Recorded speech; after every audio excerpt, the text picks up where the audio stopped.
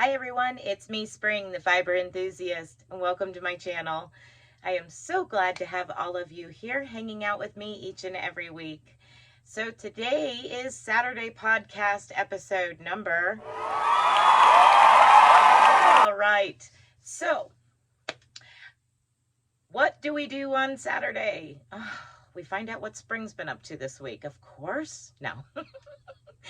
If you're new here, on Monday, Tuesdays, and Wednesdays, I have some type of tutorial, educational style, whether it be a stitch pattern tutorial, a pattern that I've made that I'm doing a tutorial on, or a crochet along, a knit along, a tat along, all kinds of alongs.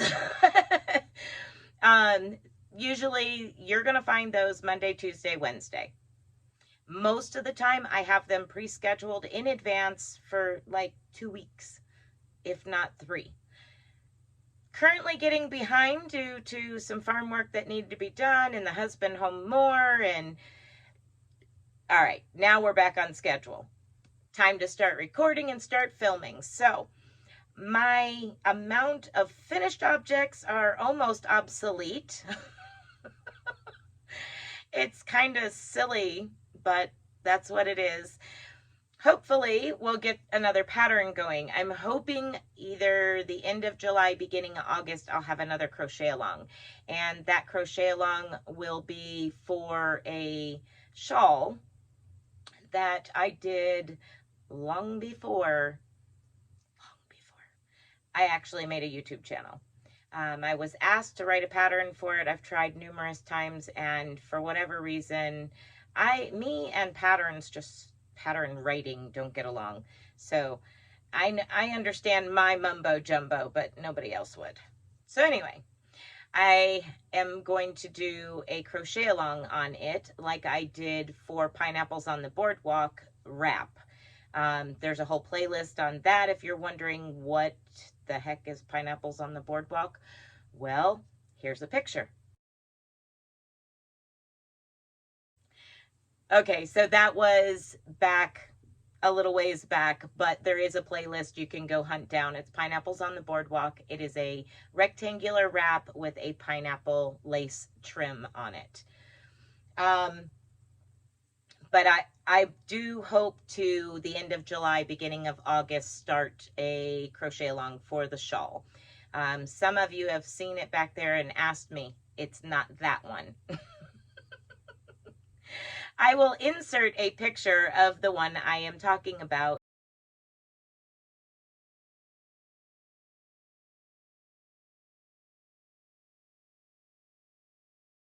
Okie dokie. So now that we got that out of the way, what did I do? Well, I've got a few things that I accomplished within making tutorials and working on other stuff. We'll start with what I did this past Thursday night live with all of you. This past Thursday night, I plied together 2 singles that I had previously spun on my Thursday night live. I go live Thursday night at 7 p.m. Eastern Standard Time. This is the outcome of plying those 2 singles together. Wow.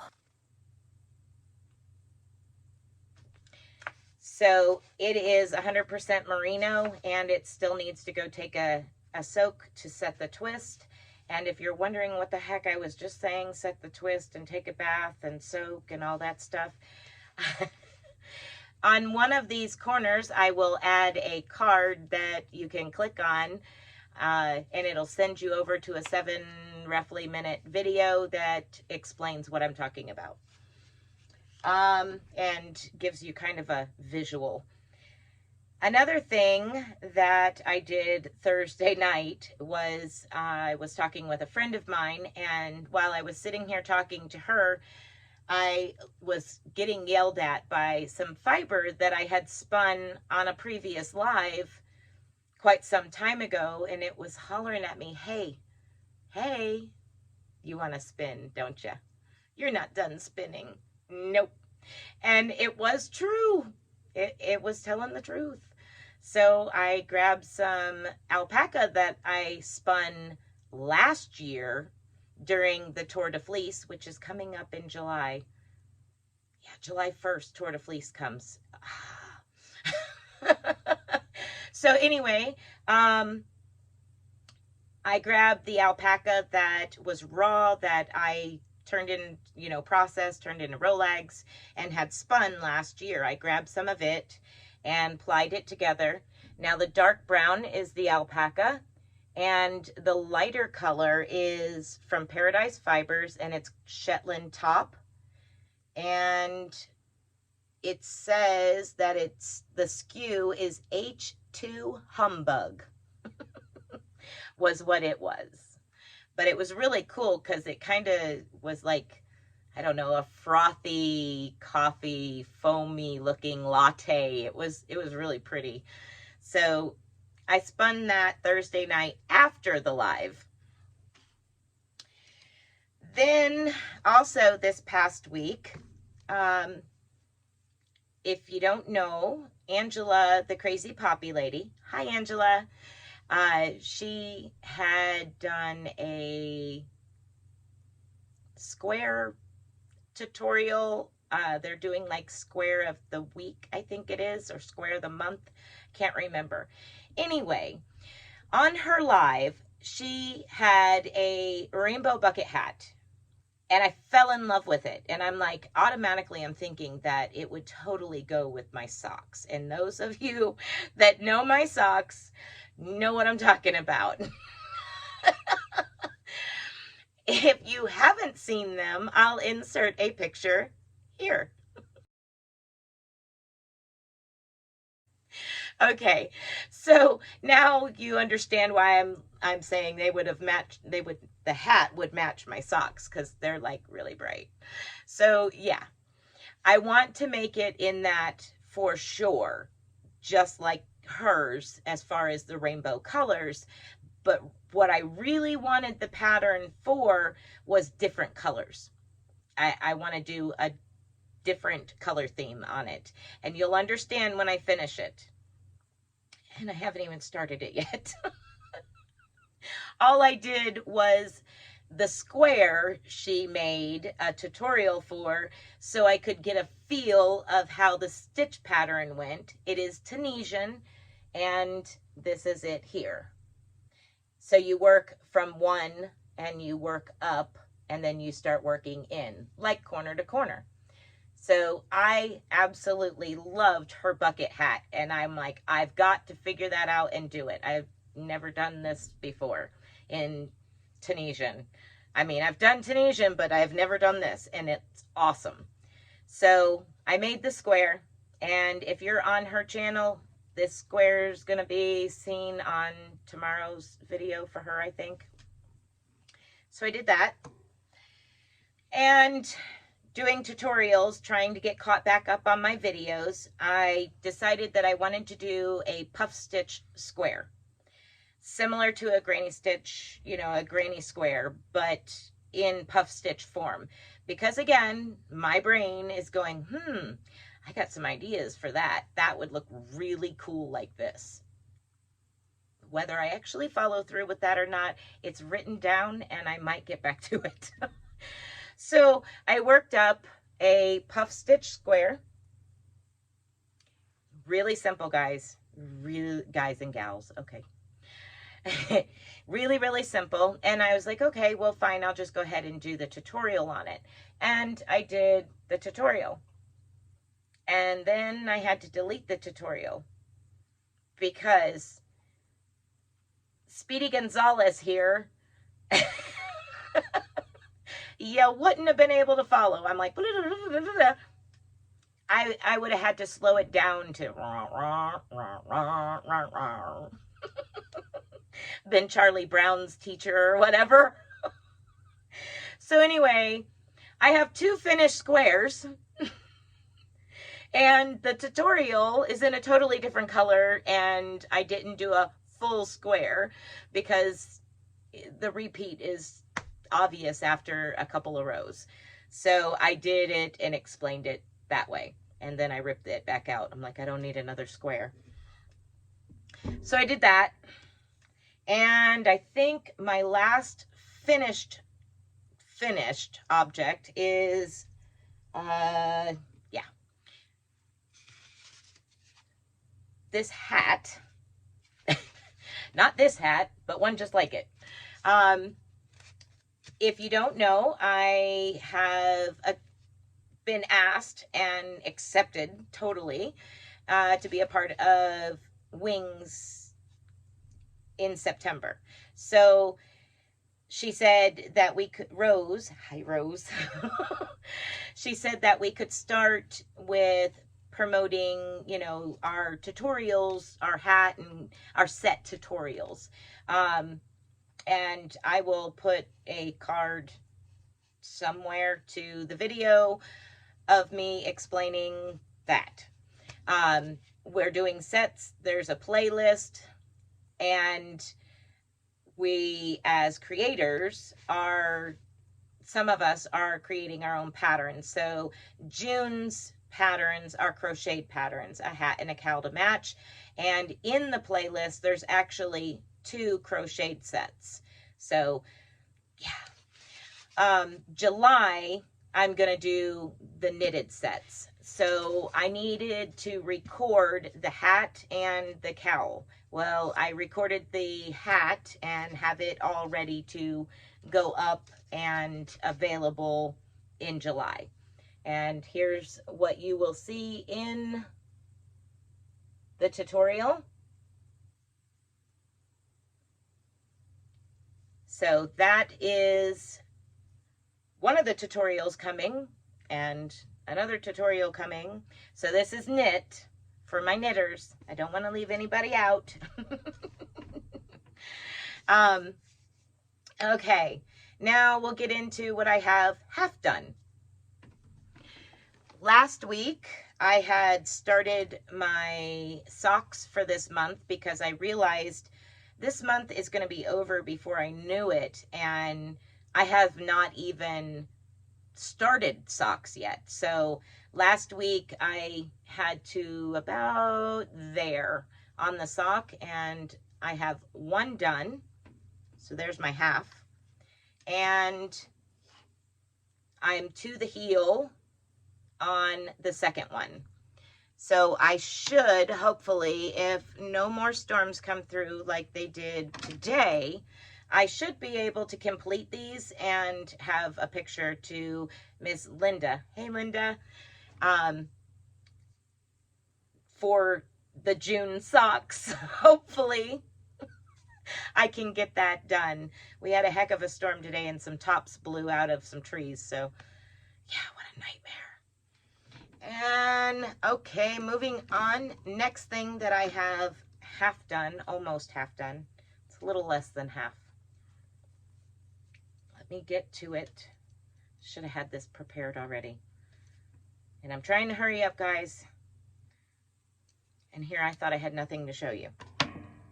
So, most of you that have been here for a while know that I have been making these knitted motif squares. They're peace symbols. The pattern is by Lisa Conley. Hi, Lisa. And I needed to start a new color. So I started the blue one, which is not easy to see. And I'm almost to the point where the bottom part of the peace sign connects. And I'll insert a picture here. So that's what they look like completed. You can see what they actually look like because this doesn't give you that much of an idea. So that one is about a little over a quarter of the way done. Next, I got the fiber in for Miss Sanita. Hi, Sanita. She had ordered 2 hanks of yarn for me to hand spin and hand dye. And I'm almost halfway on the first of 4 bobbins to spin her fiber into hanks of yarn. So that's on the way. It's getting going, and hopefully we'll have it complete soon, very soon, hopefully. Another project I started, got a whole bunch of starts. In doing Tunisian tutorials, I got a bright idea and was like, let me go get some cotton and see how it's going to look. I started a table runner for our table. Now, our table is not a standard size kitchen table. It's more like a breakfast nook size. So I decided I would make a table runner for it, and I made the table myself. So making a table runner and things for on the table, I enjoy doing. But I started with the Tunisian on the bias right here. And then I went into the honeycomb stitch, and that's where I'm at now. And I will finish the other end with the decreasing side of on the bias. So there's a hint as to some of the things that are coming in tutorials. When you'll see them, nobody knows. So doing that, I was getting aggravated with the two styles of Tunisian hooks I have. I have one that has a really stiff, thick plastic cable on it. And the hook itself is real snaggy. It's not a pleasure to work with, but it's the only Tunisian that I have that's comfortable to work with sitting in the recliner. Otherwise, I have to use an Afghan hook, and they're this long, and they're constantly stabbing into the armrest, and they're just cumbersome.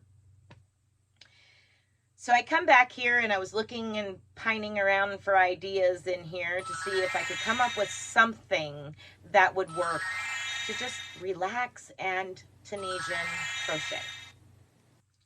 As much as I don't like it, I've started it. I need to finish it, maybe.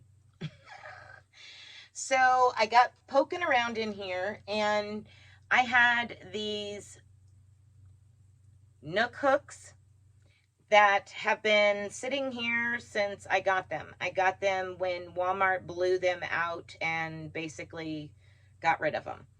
I think they came in a set of 3, and right now I only found 2. But anyway, the idea is similar to Tunisian crochet. You're doing the same thing, sliding it out onto your laced crochet hook here. So this is acting as a cable. But what I didn't like about it was when you start moving it back, you're having to work it up over the tip here of that crochet hook that this cable is attached to, because it doesn't slide up onto the hook. You got to make sure that it goes up onto the hook. So I never used them after the first time of trying to use them. And I was like, I got an idea. Let's see if it works. It's got a pointy end to it with the hole from having to put that cord through it. And I thought, you know what? I have some IV line, and I have some oxygen hose. I was my father's caregiver, as well as I was a vet tech for years. So I'm like, let's go poke around and see what I got that might work. Well, I got the oxygen hose, but the oxygen hose wall is thick, a lot thicker than an IV line. So, I mean, you can find all kinds of different line like this. So I was like, I wonder. So I cut it in half, and it's going to be hard to see, but it's really, really tiny and barely goes on the end without any force. Barely. So I was like, okay, I'll heat it up real carefully, because it is so thin, it's fragile, and it'll just melt. So I gently heated it up and pushed on it. Well, here we go. Whee! I got it up onto the hook quite a ways. I heated the end of it and kind of really melded the two together. There's just a little bit of a grab, but nothing that is aggravating or causing an issue. Nothing compared to that other situation. And I think with maybe a little polyurethane or nail polish or super glue or crafter's glue or something of that nature, you could take away what little tiny bit of a grab there is. It's not much. So anyway, with that being said, I said, okay, I'm going to get started. And I worked up this sample, no problems. Absolutely no problems. And as you can see, there's the end of my hook, and we're way down here on, and of course, as you work, you know, it moves down onto the cable for Tunisian. So that was I got an idea this week, the second one. The first one was during my live, somebody was working with #1 weight yarn and a small hook with hardly anything on it, just like these hooks. There's nothing on it, and it made it hard on her hands. So we were all like, you know, shooting out ideas, saying, hey, well, what about doing this or doing that? And talking to her about different things that she could do to give her a little bit more bulk in her hand. And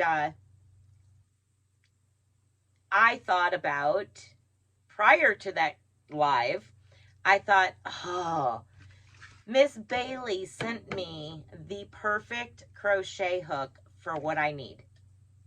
Perfect. So, hey, Bailey, this crochet hook Bailey sent to me in a little Happy Mail winnings or something like that. Yeah, it was like Mother's Day winnings or something. I think that's what it was, Mother's Day winnings. So I went and grabbed my polymer clay whirl that I had made and stuck it down on top of the stuck it down on top of the crochet hook and used the hook of the crochet hook as my hook for the fiber. And I must say, woo, that this sucker has some good spin time. The only thing that I would change about it now that I have spun some fiber with it is I want to get a couple rubber bands and create like a rubber washer below and above it to stabilize the weight better, and also to give me a better spot to start my cone of fiber that I'm spinning on my storage space, because right now it's kind of like balled up and wanting to push the whirl up and things like that. But that's what my little Brenda at Bears Crochet Critters. Why I can't remember her name is beyond me. But anyway, hey Brenda. She had challenged everybody to make a drop spindle out of random stuff. And I'm like, okay, so I made the polymer clay whirl and was trying to think of something for a shaft. Got it. So this is my entry into her little challenge. And that is it. That's enough. All right, everybody. I'm going to say good night, goodbye, good day. And be blessed, be a blessing, and I'll see you next time. Thanks for watching, everybody. Bye for now.